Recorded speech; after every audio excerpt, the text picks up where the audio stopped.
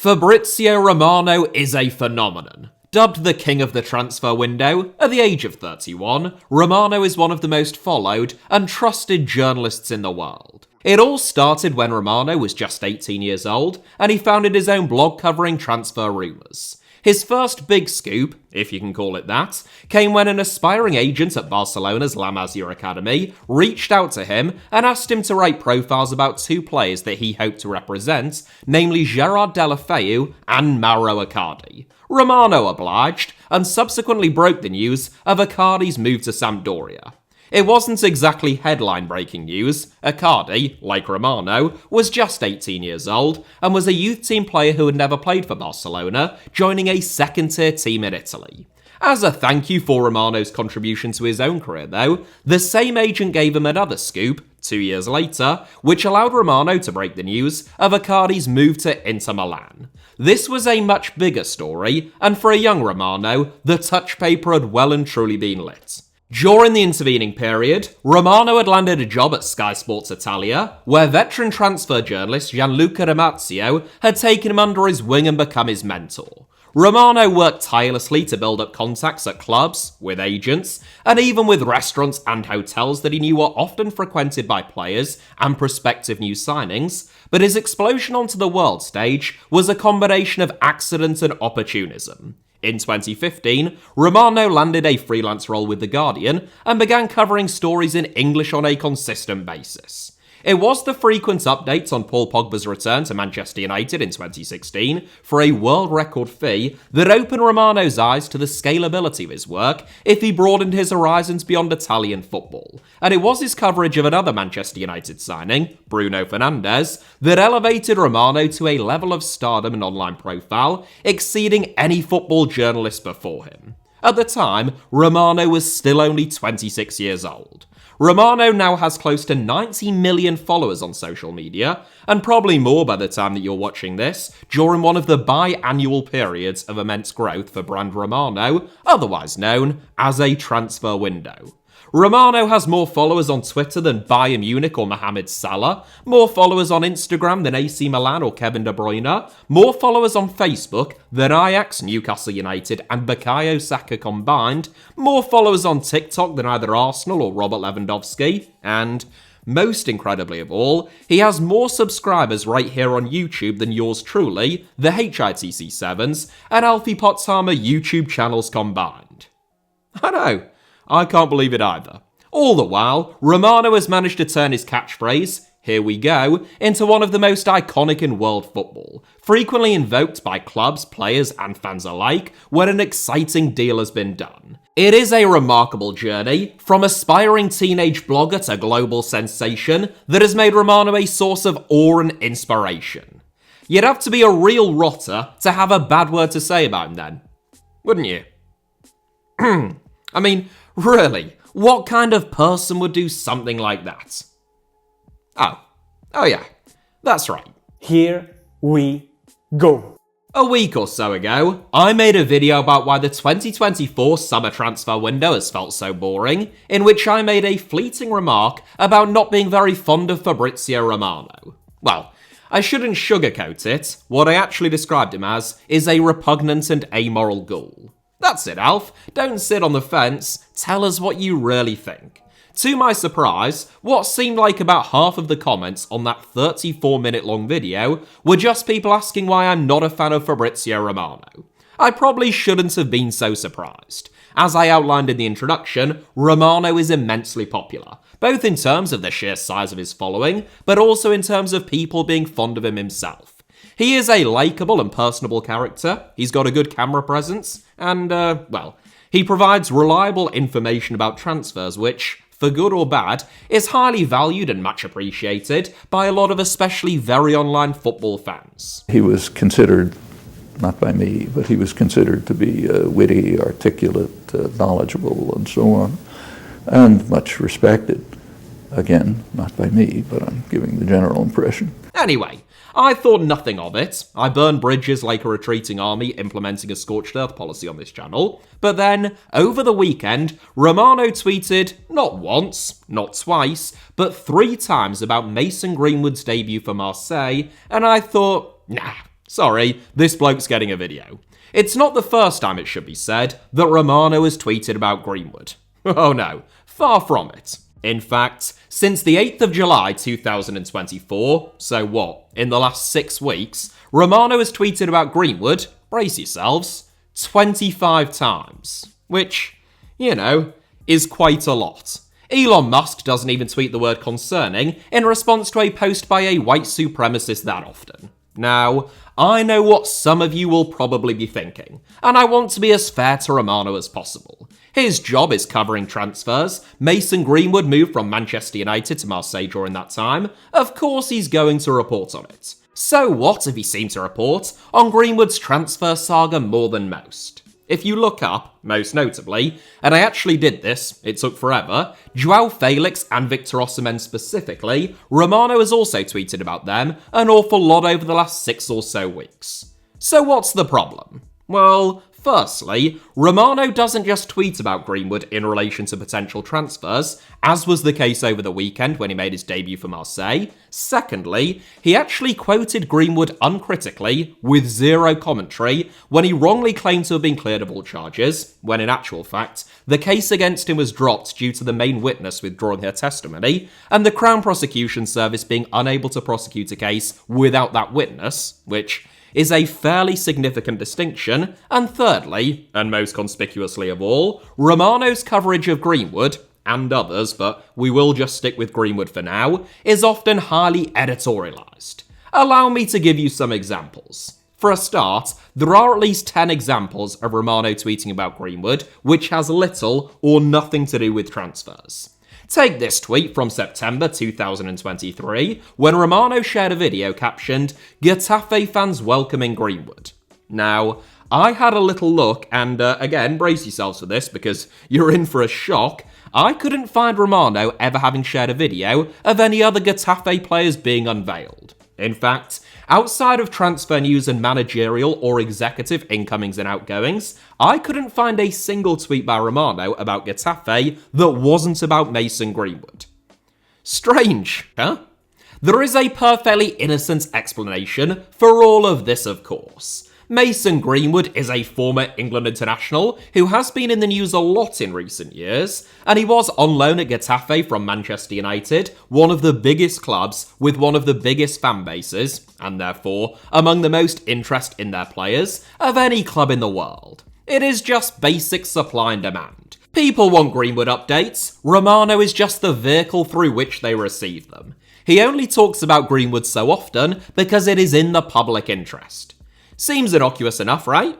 Except, if Romano is indeed providing a public service, which would seem to be the only justification for giving Greenwood such disproportionate coverage and airtime, surely it would also be in the public interest for that coverage to come with some context and critique. I mean, it's one thing to cite Greenwood having been in the news a lot in recent years as a justification for giving him disproportionate coverage, but why he has been in the news so much in recent years also seems somewhat relevant here. No? For any of you who are completely baffled by what I'm talking about and have been living under a rock for the last few years, with this being the first piece of media that you have consumed since the dawn of COVID-19, in January 2022, Greenwood was accused of assault on social media by his girlfriend. These accusations were accompanied with images of Greenwood's girlfriend appearing battered, bruised and bleeding, and audio of her telling a man that she calls Mason that she doesn't want to engage in an intimate act with him, and him telling her that he doesn't care before threatening her.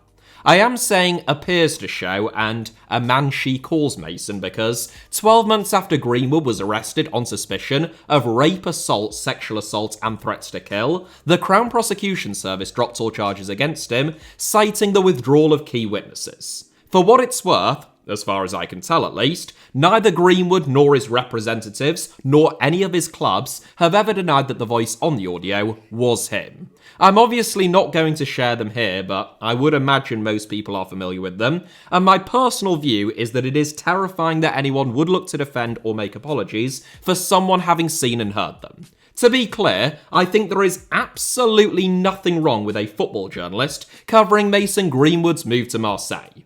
Heck, I've talked about it on this very channel, so that would be pretty hypocritical of me. And I think there are plenty of interesting, dignified, and worthwhile ways in which to cover it that actually are in the public interest. For example, Greenwood's move to Marseille has, unsurprisingly, proven to be extremely controversial in Marseille, with many supporters having voiced their disgust at his arrival, along with the mayor of Marseille, Benoit Payan, a lifelong Marseille fan, who made headlines when he called on Marseille president Pablo Longoria not to sign Greenwood, branding Greenwood, and I quote, a disgrace. That conflict between those who consider Greenwood to be beyond the pale and signing him a moral abomination, and those who don't care about his character, any past indiscretions, what he's been accused of, and the evidence against him, only whether he can score goals and make money for Marseille, that is genuinely in the public interest.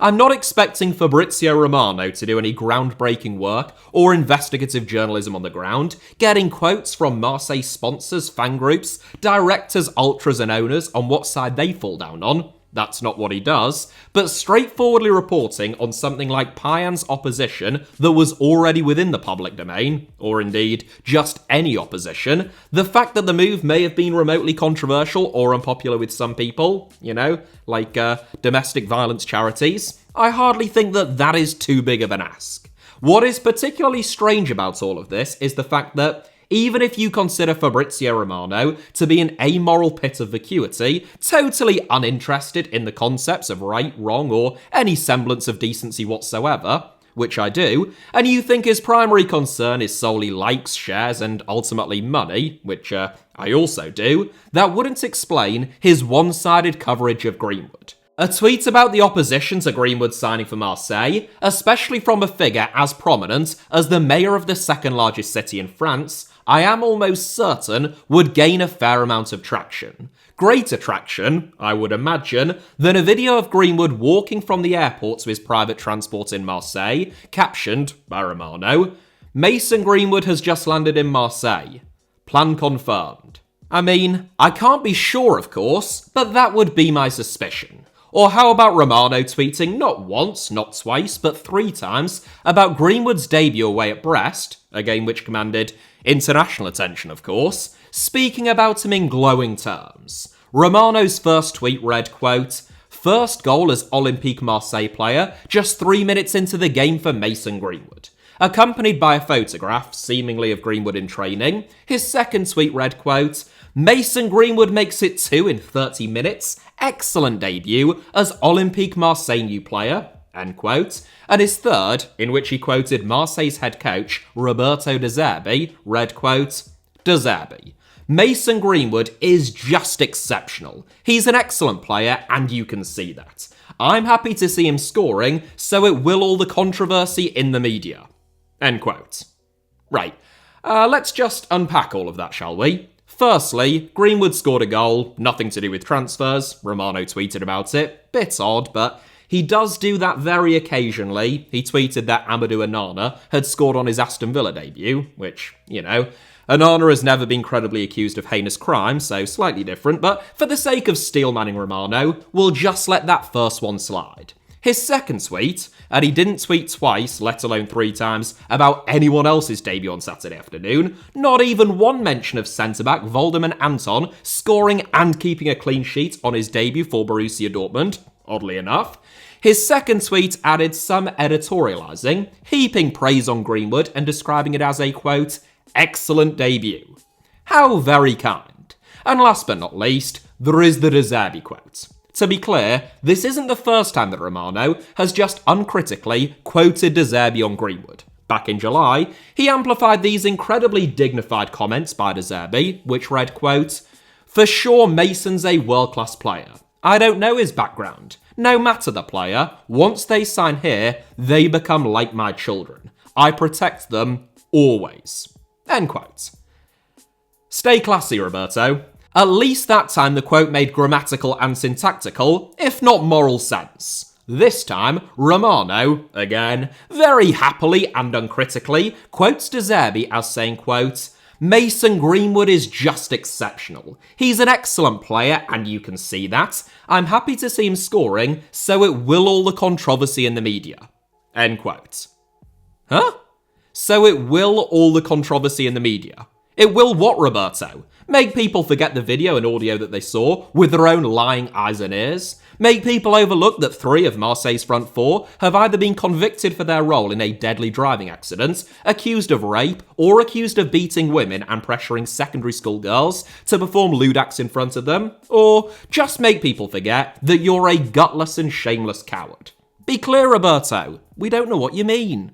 Otherwise, how are Fabrizio's 87 million followers going to know what you're talking about? At least we've established, I suppose, that Fabrizio is capable of uncritically quoting someone without any commentary, just in case you thought me suggesting that he could have done the same with the mayor of Marseille in relation to Greenwood's transfer was beyond his capabilities. So, it's all a little bit strange. I think Romano's primary motive is engagement and the revenue that accompanies engagement, but it seems as though, with some players, as in the case of Greenwood, it goes a little bit beyond that. Now, just to be absolutely clear, because I wouldn't want there to be any ambiguity surrounding this whatsoever, I am not suggesting that Romano has ever received any payment in exchange for anything that he has written or talked about on social media. I am not claiming, or even remotely suggesting that.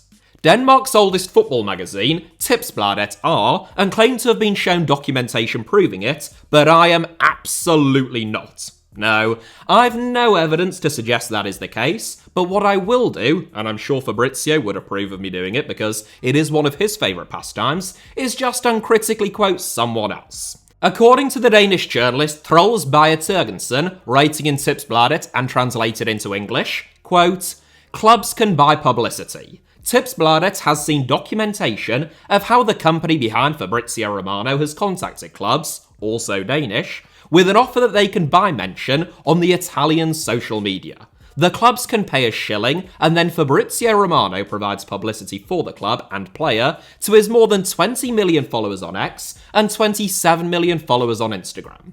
End quote. Not my words, ladies and gentlemen, the words of Troels Bayer Tergensen. What do I make of it all? Well, far be it from me to say, really. I'm just sharing it with you all. Hey, as my old mate Fabrizio always says, don't shoot the messenger. Just because I'm sharing something with you, quoted directly, and have added zero context or criticism, does not mean that I support it or endorse it in any way, shape, or form. Isn't that right, Fabrizio?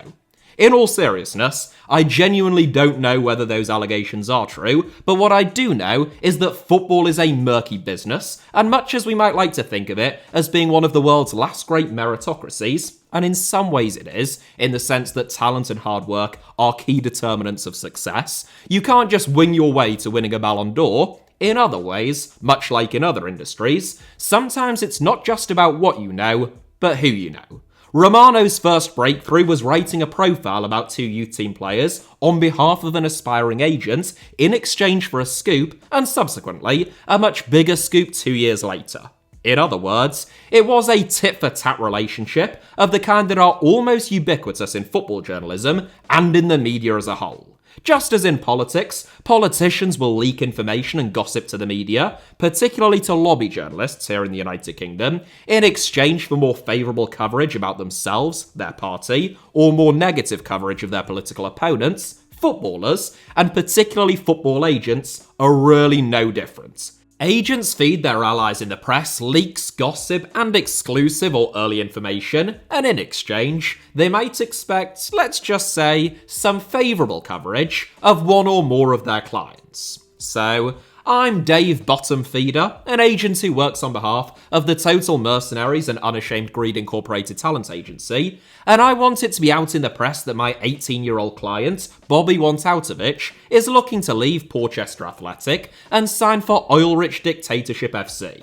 So I feed my friend Mark McScumbag, who works as a journalist for the Racism and Transphobia Times and has lots of followers on social media, a story about a training ground bust-up, some manager losing the dressing room, or Danny McWhat's-his-face being left out of the squad at the weekend, and in return, he writes about how Bobby Wantautovich is the best thing since sliced bread, the rich seven are all desperate to sign him, and he is actively exploring his options away from Porchester, pushing it out to his millions of readers and followers. All of a sudden, every rich Seven Clubs fans are desperate for their team to sign Bobby. If they don't, it shows a frightening lack of ambition, quite frankly, and the board has to go. Have I watched him? Yeah, of course I've watched him. He completed 3 successful duels on Tuesday night in an under-21 behind closed doors friendly against Dinamo, never heard of them. Again, just to be clear, I'm not suggesting that Fabrizio Romano is Mark McScumbag in this analogy. Mark McScumbag is his own man, with his own sources, and is not to be confused with anyone else. Put some respect on Mark's name, please, for crying out loud. Honestly, if he just picked a better catchphrase back in 2016 than "Here we commence," he'd be the one with 90 million followers by now. No, I'm not suggesting that Romano does anything like this. I have no idea, but even if he did, it would be by no means exclusive to him. But as someone who is hyper-reliant on contacts, leaks and early info, more so than just about anyone else in the business, as well as having the largest social media presence among his peers, it would be surprising if he wasn't especially impacted by such quid pro quo relationships. By his own admission, that is how Romano got started in covering transfers, so it would seem odd if he had stopped there. I spoke in that previous video about how not just Romano, even if he is the most prominent example, but transfer journalists as a whole are often perceived as having taken some of the fun out of the transfer market by providing constant commentary on every deal, meaning that by the time they are officially announced, everyone is either already well aware of them, if not actively bored of hearing about it. Gone are the days, by and large, of Arsenal calling a press conference and sending the world of football into a meltdown when they unveiled Sol Campbell, signed on a free transfer from their bitter rivals Tottenham, when the entire press pack had just been expecting them to announce the signing of goalkeeper Richard Wright. I agree with that criticism, but as I said at the time, I don't blame journalists like Fabrizio Romano or his peers. I blame the insatiable appetite of chronically online football fans, myself included when I was a bit younger at least, for the newest updates every second of every minute of every hour of every day throughout the entire transfer window and beyond. In that sense, Romano is just serving a very real public appetite as a big fish within a broader ecosystem, for which I don't really think you can hold him personally responsible. If anything, Romano's greatest strength has just been to read the public mood and then shift with it. He has said himself, it was when people started commenting on his personal Instagram photographs that he quit sharing photographs about himself and started using it as a platform to talk about transfers. It was when he saw a rise in traffic covering English clubs that he realised that there was a bigger market for him if he expanded his reach beyond Italian football and wrote and spoke in English instead. And it is the explosion in social media and the attention economy that has turned him into a superstar, with Romano just getting swept up in the wave by becoming very good at understanding how it works. There are other journalists, and this isn't private information, I am referring solely to those who have publicly aired their grievances online, who have accused Romano of not properly crediting other journalists for their work, and therefore basically taking the glory, with his much larger following, for other people's hard work. You may even have seen Romano sometimes be described as a tap-in merchant, owing to the perception that he takes stories that have already been covered by other, lesser-known journalists, and boosts them at the 11th hour as his own, taking all of the credit. I have seen examples where I think this is a fair assessment of what Romano has done, but also others where I think it's probably a little bit harsh, and sometimes he does credit other journalists. I think it's pretty evident that Romano works very hard, does have lots of reliable sources and contacts, and does get lots of scoops, which is unsurprising, especially now, given the size of his following. He has also been shrewd, throughout his growth, in not boosting stories as soon as he hears a whisper about them from anyone, and in generally trying to be more accurate than the kind of gossip and rumour accounts and websites that dominated the field when he started out. I know because around the same time, when I was only 13, I started a transfer rumours and news website, of which there were hundreds, if not thousands at the time, writing largely nonsense transfer rumours that I'd either heard from some anonymous accounts or just entirely made up. RIP www.footballrumours.kk5.org. Gone but never forgotten. Don't bother trying to look that up, by the way. Not only have all traces of it been wiped from the internet, I checked, but it also now redirects you to some very virus-like looking pop-up nonsense. No, if you want to see my other work, just follow the Alfie Potshammer YouTube channel, where there are already 3 outstanding and fascinating videos, including me visiting the world's biggest football stadium, capacity 250,000, following Georgia at their first ever tournament, Euro 2024, and pretty soon there will be a 4th one of me visiting the German city with the lowest GDP per capita, where I also visit a theme park with a friend who's terrified of rides. Yeah, exactly. You wouldn't want to miss that, would you?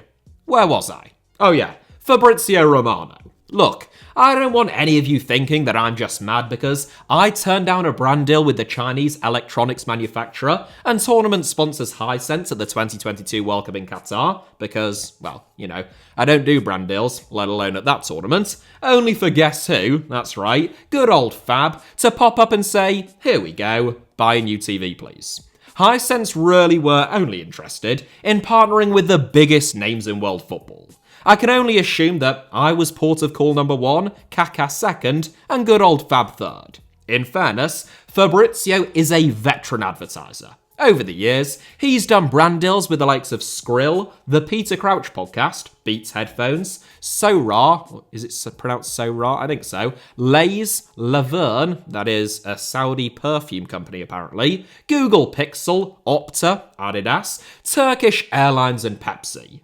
That was in order of old to new, by the way. With all due respect to the Peter Crouch podcast, the move to Google, Adidas and Pepsi is probably somewhat representative of how rapidly Romano's audience and profile has grown over a short period of time. Romano has also advertised the online gambling company Betson and the Bitcoin and altcoin exchange platform Zonda Crypto.